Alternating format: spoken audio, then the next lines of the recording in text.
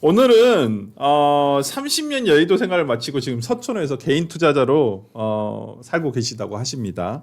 그리고 뭐 유튜브에서도 상당히 좀 많이 보이시기도 하고 그래서 윤센이라는 애칭으로 더 익숙한 윤지호 경제평론가님을 모셨습니다. 안녕하십니까? 네, 안녕하십니까? 예. 네. 정말 저도 이렇게 그 다른 그러니까 뭐 경제 관련한 유튜브 관련해가지고 몇 번 뵌 적이 있었었는데 또 이렇게 또 그 직접 뵈니까 더 영광이고요.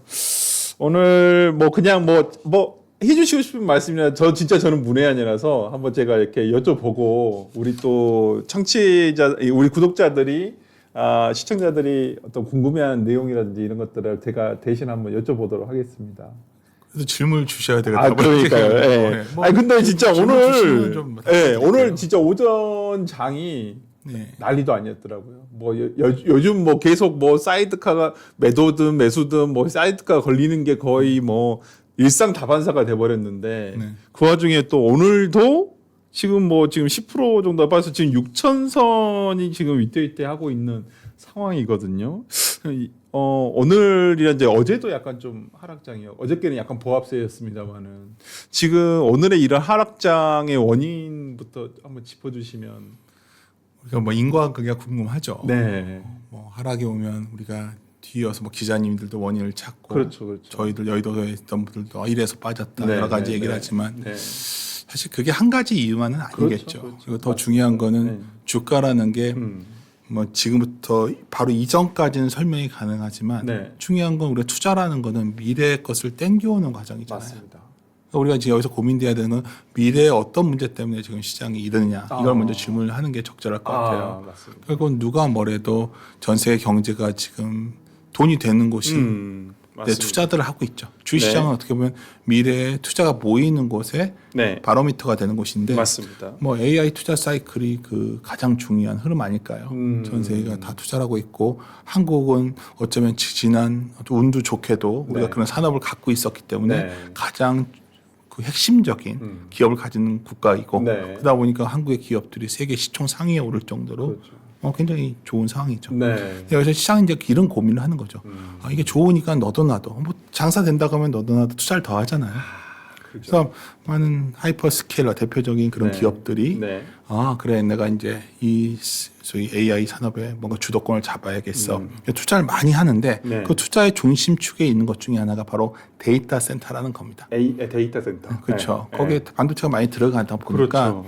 뭐 우리 기업들이 좋아졌던 건데 문제는 그 기업들이 좋은 걸 아니까 서로 열심히 투자를 하다 보니까 우리가 기업이라는 게 뭐 장사도 똑같지 않습니까? 그렇죠. 개인도 똑같죠. 네. 뭐 돈이 된다고 했을 때 자기 돈만 갖고 할 때는 크게 걱정이 없는데 네. 이제 내 돈은 거의 다 쓴 거죠. 네. 그래서 흔히 주식시장에서는 그 재무적으로는 프리캐시 플로우라고 하는데 네. 그게 거의 마이너스로 돌는 상황이 온 겁니다. 그러다 보니까 이제 내 돈만 갖고는 할 수 없으니 이제는 차입금도 이제 빌려서 쓰는데 네. 최근에 보면은 그런 채권 쪽에서 금리가 그렇게 좋은 조건으로 발행이 안 되고 있거든요. 그리고 인기도 떨어지고. 네. 그러니까 이게 얘들이 과연 돈을 계속 댈 수 있을까? 이런 네. 고민이 있는데 네. 또 채권 쪽에 발행이 용이치 않은 곳에서는 네. 그리고 다음에 남은 돈을 조달하는 방법은 내가 갖고 있는 주식을 팔아서 조달하는 방법이 있겠죠. 네. 그걸 다른 식으로 하면 IPO라고 하고 유상증자라고 합니다. 네. 그러한 흐름들도 강화되다 보니까 네. 시장은 미래에 어떤 것을 걱정하는 거냐면 과연 이러한 기업들이 계속해서 돈을 댈 수 있어?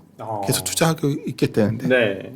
그 고민인 거고 당연히 우리가 팔고 있지만 파는 입장에서도 그렇게 계속해서 높은 마진을 남기면 또 될까? 예를 들어서 물 한 잔을 파는데 이게 마진이 그 매출액 마진을 보면 GP라고 그러지 지금 현재 거의 80%가 넘거든요. 그렇죠.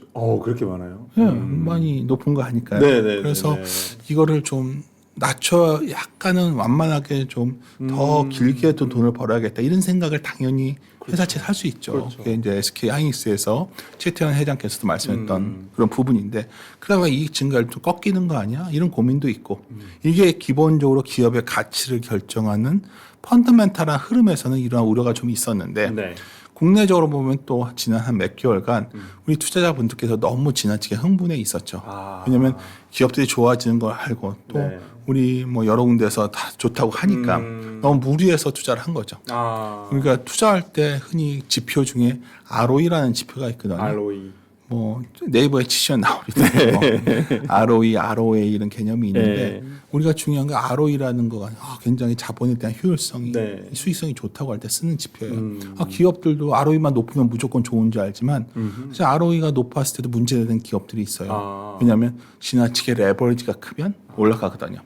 투자들 똑같은 거예요. 지난 몇 개월간 레버리지를 일으켜서 투자하면 수익이 훨씬 좋았지만 그렇죠. 역으로 이제 되먹임을 당하고 있는 상황이죠. 그래서 결론적으로 말씀드리면 그러한 것들이 복합적으로 작동이 돼서 지수가 9천이 넘었다가 지금 뭐 6천대 왔다면 그렇죠. 또 여기서 또 놀라서 도망갈 필요는 없다고 저는 생각해요. 또 이렇게 왔다면 여기서 제가 바닥은 모르죠. 또 그렇죠. 어떻게 보면 투자라는 거는 좋은 기업을 내가 좋은 가격에 가져오는 싸움이거든요. 좋은 기업들이 좋은 가격에 왔다면 이게 좋은 기업이 아니라고만 생각하지 않다면 뭐 오늘 같은 날 뭐 내가 돈이 있었다면 좀 서서히 나눠서 살 시점이 온 것이 아니겠는가. 저는 이렇게 오히려 저점 매수의 기회가 저점인지도 모르겠어요. 저점 고점을 우리가 어떻게 아냐는 거죠. 그렇죠. 구간이 있는데 손익비를 따지는 거죠. 그럼 여기서 예를 들어서 그러한 우리나라 대표 기업들의 이익 대비라던가 자산 대비해서 가치를 가늠해 보면 뭐 그렇게 여러 가지 자료들 보면 그게 나옵니다. 이렇게 보시면 지금 가격이 이렇게 뭐 무서워서 도망갈 가격이냐 저한테 물은다면 저에게 뭐 한 달 전에 9천에서 그걸 물어봤다면 조심스러웠을 때 얘기를 했겠지만 8천도 마찬가지겠지만 6천에서 그렇게 물어본다면 아니 지금 그렇게 두려워할 필요는 없습니다. 그게 제 답변입니다.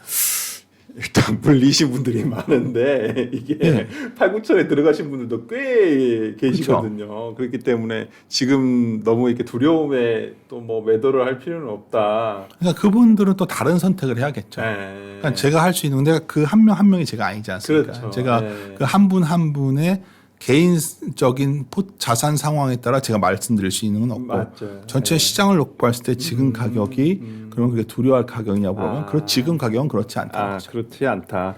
그러니까 뭐 지금 언론에서 나오고 있는 것은 소위 말하는 뭐 중국 메모리 반도체 기업인 창신 테크놀로지, 메모리 테크놀로지하고 노광 장비 생산 뉴스가 주 원인이라고 지금 뭐 얘기가 돼 있고 어제 이제 뭐 이 창신 같은 경우는 상장했는데 뭐 400% 넘게 뭐 이렇게 뭐 급등했다가 오늘 또 관련해 가지고는 이게 또 급락 그러니까 매수 차익을 얻고자 하는 사람들에 의해서 지금 이걸 또 걸려 있는 상황인데 지금 이제 아까 말씀하신 대로 우리나라 SK와 삼성이 반도체로 생긴 수익을 많이 내는 것 같으니까 중국도 여기에 이제 우리도 팔아볼래 하면서 지금 덤벼드는 거잖아요. 이 반도체 생산을 위해서 이런 반도체를 뭐 지금 동북아시아 국가 그러니까 특히나 제일 주된 나라가 우리 한국과 대만의 TSMC가 될 텐데 여기에 중국까지 더해진다고 한다면 이게 우리 투자자 입장에서는 개인 뭐 개미들의 입장에서는 야 이거면 그러면 삼성하고 하이닉스 반도체가 이제 못 올라가는 거 아니야? 뭐 이렇게 생각하시는 분들이 계실 수도 있을 것 같은데. 그러니까 투자자들이 개인 투자들이 가장 상가해야 되는 태도인데요. 이게. 그러니까 우리가 주가라는 건 마지막에 비춰진 그림자고요. 그 전에 이익이라는 게 있고 그 전에 비즈니스라는 게 있습니다. 그러니까 투자를 한다는 거는 주가만 바라보고 있으면 이거 하루아래 휘둘림에 휩싸일 수밖에 없죠. 그렇죠. 이 비즈니스 구조를 좀 봐야 되지 않을까요? 그러니까 첫째 아까 대만과 비교하는 건 적절치 않고요. 대만은 파운더리를 하는 건데 반도체 메모리 회사가 아니기 때문에 관련이 없고요.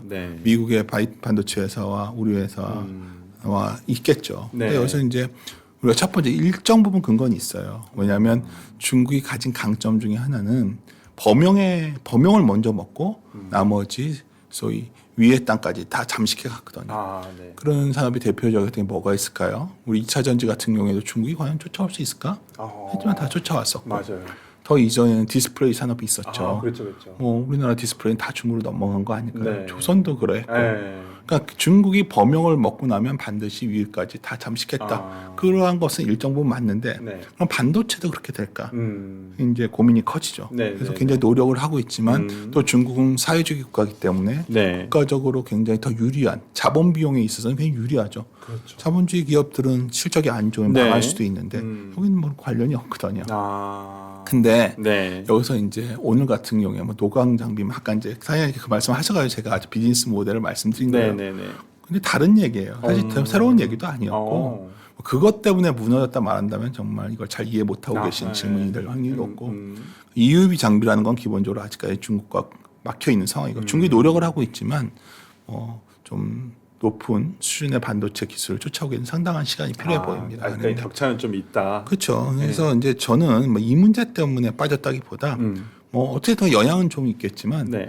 뭐 얼마 전에 이런 것도 있었죠. 중국의 AI가 싸게 들어오면 기존의 AI가 힘들어질 것이다. 네. 뭐 디스크 쇼크도 있었고, 네, 맞습니다. 뭐 터보컨트도 있었고, 맞아요. 계속해서 우리가 혁신 주식들의 성장 주식들의 가장 두려워하는 점은 파괴적 혁신이 나와서 이걸 다 엎어버리는 경우. 예를 들어서 우리가 과거에 마차가 없어지는 기차가 나오면서 마차가 없어졌듯이 네. 또 우리 스마트폰에서 카메라가 대용이 되면서 카메라에서 거의 망해가듯이 그렇죠. 뭐 그런 거에 지금 현 반도체가 진행되고 있냐 물어보면 전혀 아니라는 거죠. 아하. 그래서 이거는 사실 이 원인 때문에 시장이 흔들렸다기보다 전반적으로 반도체에 대한 아까 처음에 말씀드렸던 결국 반도체 선행 지표가 될 수 있는 하이퍼스케일러 기업들에 대한 걱정들 그리고 글로벌 유동성 자금 시장에 대한 걱정들 금리가 좀 올라왔으니까 네. 그런 부분들이 반영된 거지 뭐 중국이 이거는 센티멘트 투자 심리에 영향을 준 거지 이게 결정적인 이유가 될 수는 없다. 그러니까 뭐 저는 이제 뭐 전문가적인 식견은 전혀 없고 그냥 일반인 정도에 불과합니다만은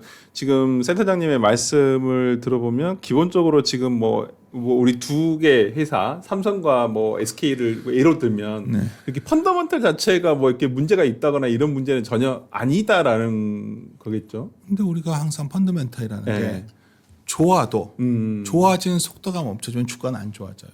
영어로 하면 그로스라는 단어가 있고 네. 그로스 레이트라는 단어가 있는데 네. 지금 그로스 레이트는 꺾여가는 겁니다. 근데 주가가 조정받을 수 있는 거죠. 네. 여기서 궁금한 건 결국 이러한 산업들을 그래서 흔히 우리가 투자 시장에서 한국 주식들은 네. 시크리칼이라는 거 경기를 탄다고 얘기해요. 네.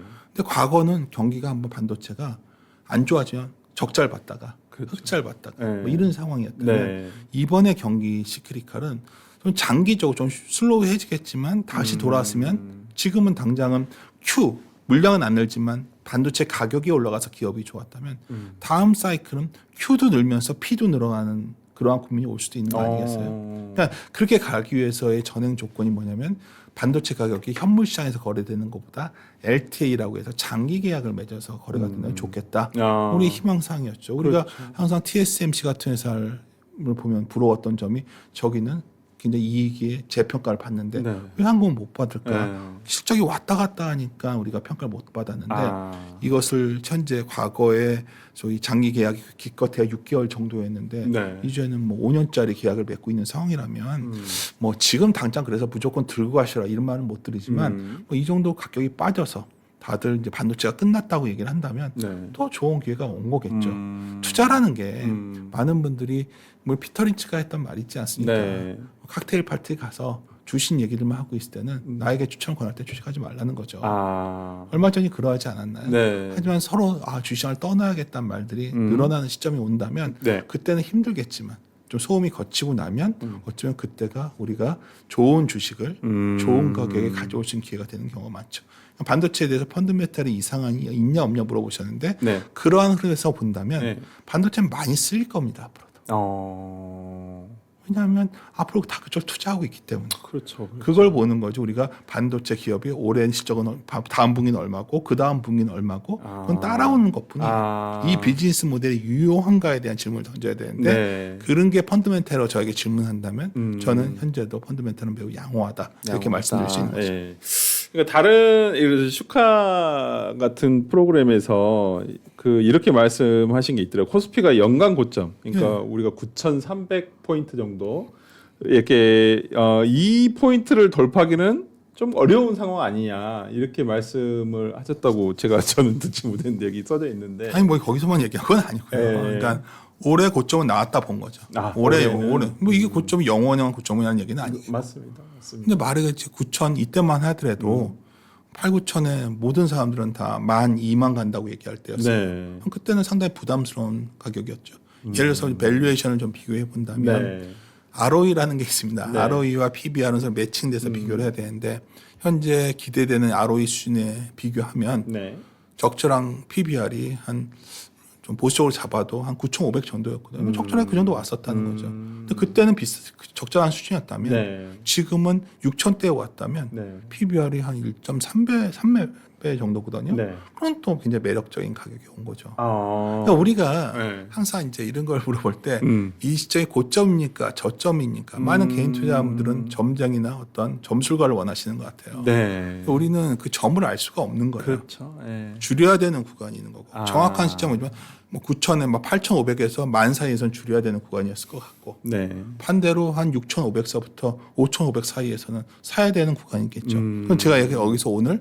오늘 지수가 저점이다 얘기는 못하겠지만 여기서 대략 뭐 많이 빠져야 10% 내외라면 여기서는 사야 되는 구간인 거고 상당히 매력적인 가격 구간에 들어왔다. 매력적인 거는 각자 느끼는 건 다르겠지만 예, 예. 여기서 만약 투자를 못한다면 언제 투자를 한다는 건지 반문해 봐야 되는 거죠. 그러니까 우리가 투자라는 게 뭐죠? 본질적인 거는 우리 모든 투자는 예. 어떤 현금을 만들어내는 거에 가치를 가져오고 싶은 거예요. 그렇죠.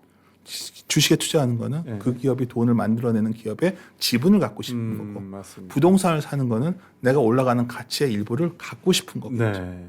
그러니까 중요한 거는 그러한 것들이 어느 날 가치를 만들고 있는데 훨씬 싸진 가치가 지분 가치가 됐을 때 투자하는 게 주식이거든요. 그렇게 생각을 하시면 그러니까 오늘도 계속 제가 오늘 이 채널을 나온 이유는 네. 그게 뭐 맨날 주식 얘기만 하는 채널 같지 않아서 한번 와볼 건데 네, 네. 가장 일반적인 분들이 보신다면 일반 투자자들이 그렇게 뭐 매일매일 주가에 그렇게 접근하시는 게 요번에 한번 표현이 좋은 거죠. 당하셨지 않습니까? 그렇죠. 그렇게 네. 접근하시면 안 된다는 거예요. 아. 투자자일수록 네. 항상 우리가 야구와 주식 투자의 가장 큰 차이는 네.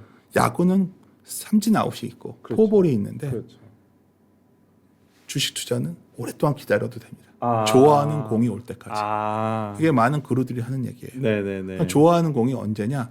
남들이 싸게 넘기려고 할 때. 그때가 좋은 기회라는 거죠. 그래서 그런 게 근접한 구간이 좀 왔다. 그런 개념으로 보신다면 되는 거고 반대로 저에게 그럼 아까 사회자님께서 네. 그럼 8, 9천 대 사신 분들은 어떻습니까? 네. 그때 샀으면 안 되는 거죠.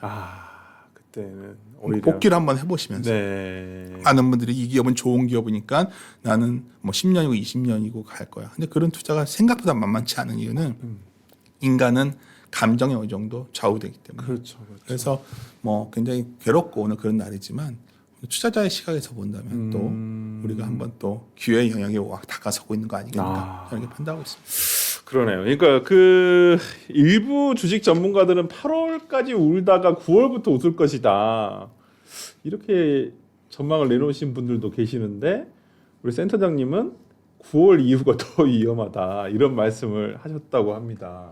그러니까 9월 이후에 제기될 수 있는 이슈들이 데이터 센터였거든요. 네. 벌써 당겨졌으니까 그게 벌써 반영되고 있는 거죠. 8월 달에 9월 이후에 왜 데이터 센터 얘기가 나올 거로 봤냐면 네. 미국의 선거가 있거든요. 중간 선거. 그렇죠. 중간 선거. 중간 선거에서 아마 가장 강한 화두가 될 것이 데이터 센터의 규제에 관한 게 될 것 같아요. 민주당 측에서는 계속해서 데이터 센터에 대해서 뭐 이거 만들어 놔봤자 고용 창출도 안 되고 용수 문제 생기고 그렇죠. 전력 문제 생기는데 그렇죠. 그래서 아마 데이터 센터에 대한 투자에 대한 여러 의구심들이 생길 것이다 봤는데 벌써 생겼잖아요. 네. 그렇다면 앞당겨주고 있는 거죠. 아. 근데 특히 이런 것들에 언제 이게 이런 것들 매우 조심하셔야 돼요. 뭐 매달에 사서 매달에 팔아도 적절치 않고 맞습니다. 그걸 어떻게 합니까? 이게 많은 분들이 이게 무슨 뭐 무당들도 아니고 정쟁이도 네. 아니고 제가 딱 비속어로 쓰는 게 아니라 어떤 예언자를 원한다면 투자하시면 안 돼요. 이건 예언의 영역이 아니라 네. 우리가 추론의 영역이고 네. 확률적인 선택을 하는 과정이에요. 그런 의미에서 본다면 지금 그러한 우려들이 빨리 반영돼 가고 있다. 저는 이렇게 판단하고 있습니다. 그러니까 근데 이제 지난 주말에 보면 지금 이재명 대통령이 이제 미국 방문을 하고 브라질 방문을 하고 있는데 지난주 미국 방문 내용 뉴스만 보면 와, 뭐 삼성이 뭐 2천억 불의 어떤 공급 계약을 맺었고 SK는 7천억 불의 어떤 그 공급 계약을 맺었다. 7천억인가요? 하여튼 뭐 그 어떤 굉장히 큰 규모의 공급 계약을 맺었다라고 해서 다음 주 그러니까 주말에 그런 뉴스가 나와서 다음 주 이번 주 들어서면 주식이 조금 호재가 있는 거 아니야? 라고 이렇게 생각했던 진짜 일반 투자자들은 근데 월요일 날 봤더니 그냥 뭐 보합세 하더니 오늘은 그냥 폭락을 하고 있거든요. 그렇게 생각하신 분들이 MOU란 개념을 모르시는 거죠.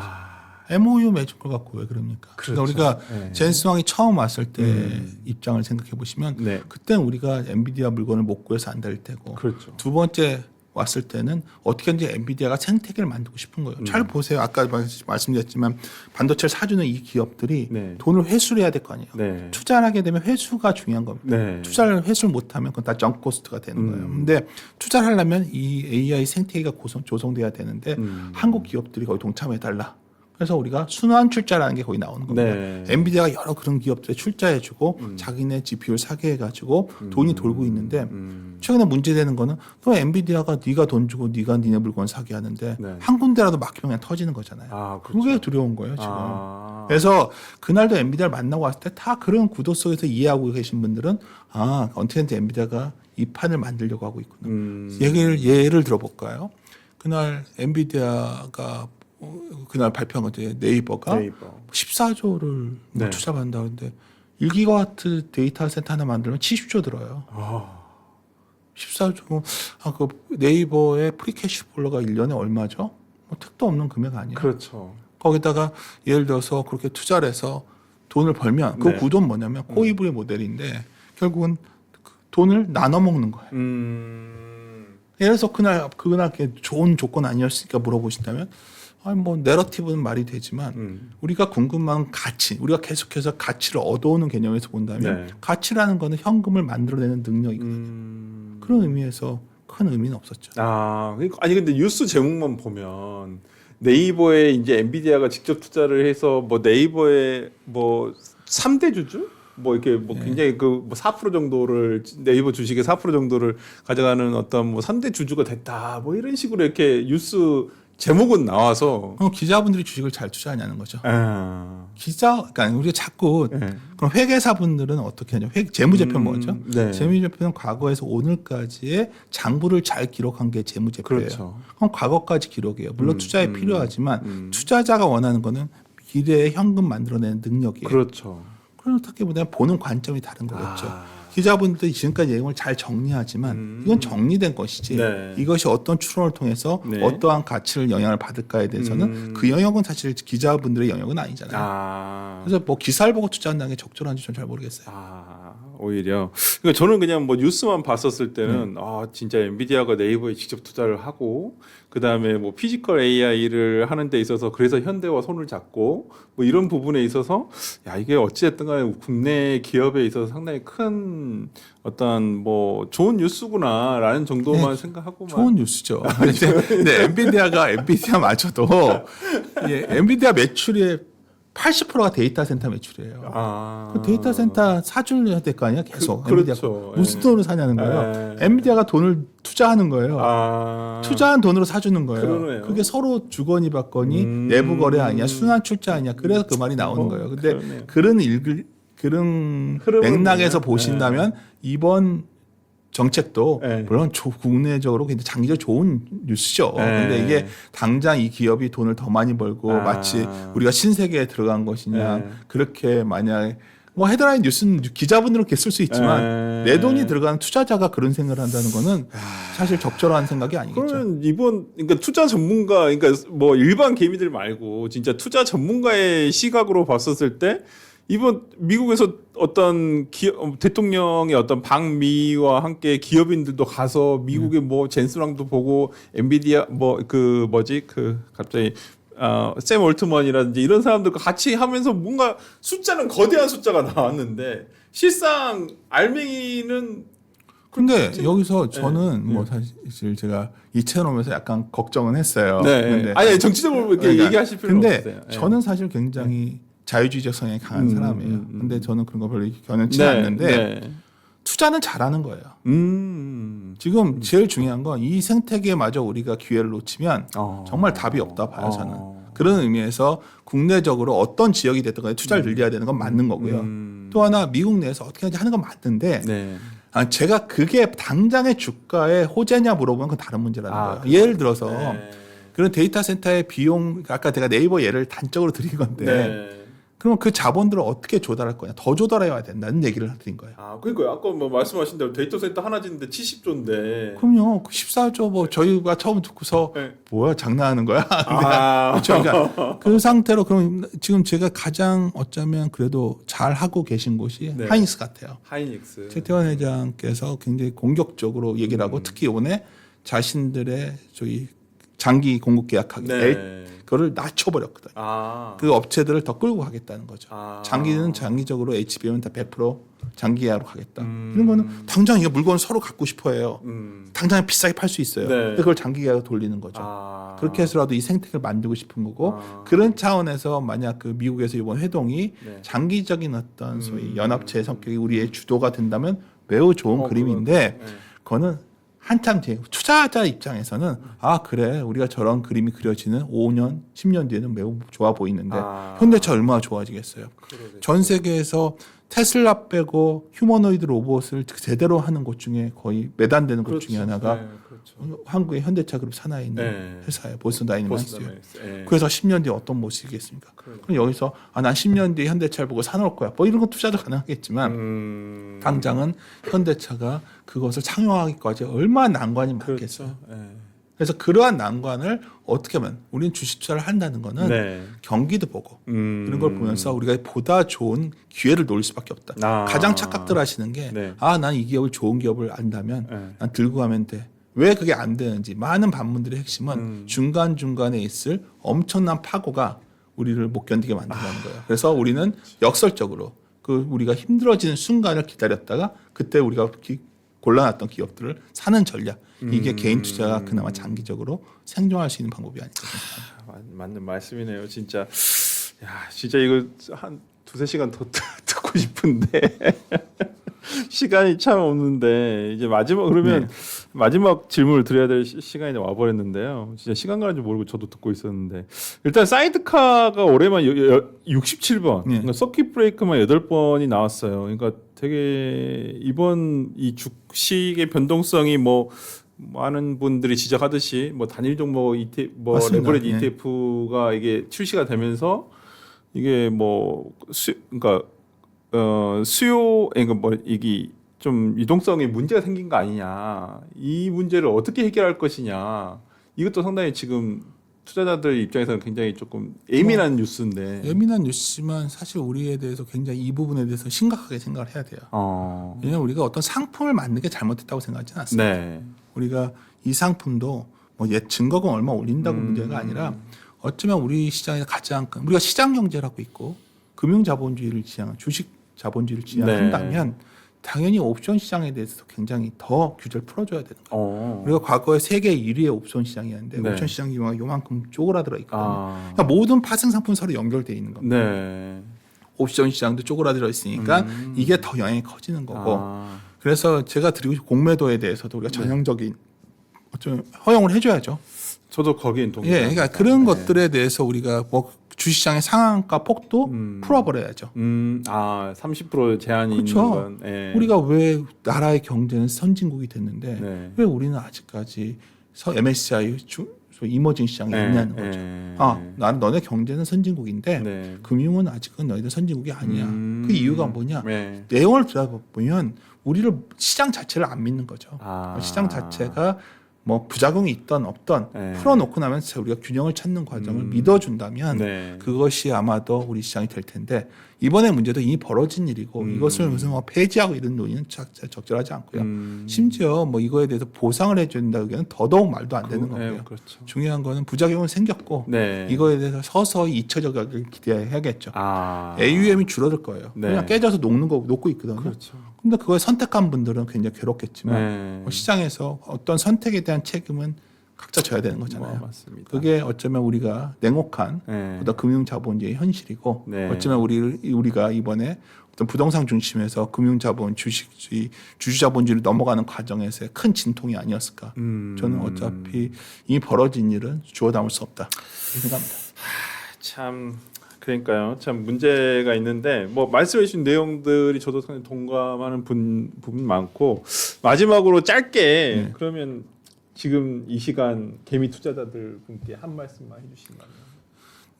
그럼에도 불구하고 우리 시장이 변화한 건 분명합니다. 우리가 선진국이 돼버렸어요. 선진국이 된다는 거는 네. 뭐 다른 거라도 돈 벌 게 별로 없는 겁니다. 우리가 선진국을 가보면 매우 무기력하지 않습니까? 그렇죠. 열심히 일도 안 하는 것 네. 같고 잘 사는 사람들은 잘 사는데 네. 못 사는 사람들은 못 살고 네. 기껏해야 스포츠 경기 보면서 맥주 한 잔 마시는 게 일상이잖아요. 네. 그런 자는 돈을 열심히 노력해도 승진도 제한되고 뭔가 활력이 네. 고령화된 거죠, 경제. 네. 네. 한국은 선진국입니다. 그렇게 됐습니다. 그럼 여기서 도약할 수 있는 방법은 결국 금융을 통해서 자산 효과를 늘리지 않으면 부의 도약이 힘든 사회가 됐다는 거죠. 네. 그리고 정부도 우리는 다 봤어요. 미국 경제가 살아남은 거는 네. 소위 70년대 이후에 금융 자본들을 선택했기 때문에 미국은 살아남은 겁니다. 그래서 그렇게 트럼프도 증시만 흔들리거나 금리가 치솟으면 전쟁도 멈춰버리는 겁니다. 그걸 그대로 흉내내서 한 사람이 아베였고요. 네. 아베 일본도 그러한 정책을 쫓아간 거죠. 근데 우리가 슬픈 거는 이러한 금융이 중심된 경제는 주기적인 버블 붕괴가 옵니다. 반복적으로. 역설적으로 네. 주기적인 버블 붕괴는 그나마 선진국 시민으로서 부를 얻을 수 없던 사람들이 도약할 수 있는 유일한 기회입니다. 기회가 된다. 그렇죠. 이거군요. 이 저희 금융자본주의 메커니즘을 이해하신다면 네. 평상시에 열심히 어떻게든 돈을 많이 모으셔서 네. 그런 위기 국면에서 주식을 열심히 늘리신다면 그게 어쩌면 우리가 금융자본주의에 생존하는 기술이 아닐까. 네. 개인 투자자들한테 전하고 싶은 말은 그런 말입니다. 알겠습니다. 여러분. 저는 피가 되고 살이 되는 정말 말씀이셔가지고 앞으로도 제가 진짜 우리 평론가님 어디 나오시는 채널이나 이런 데서 좀 더 별 말씀을. 귀를 기울이도록 하고요. 기회가 되면 저희가 조금 더 몇 번 더 모실 수 있으면 더욱더 영광이지 않겠나라는 생각이 듭니다. 오늘 말씀 너무나 감사드립니다. 감사합니다.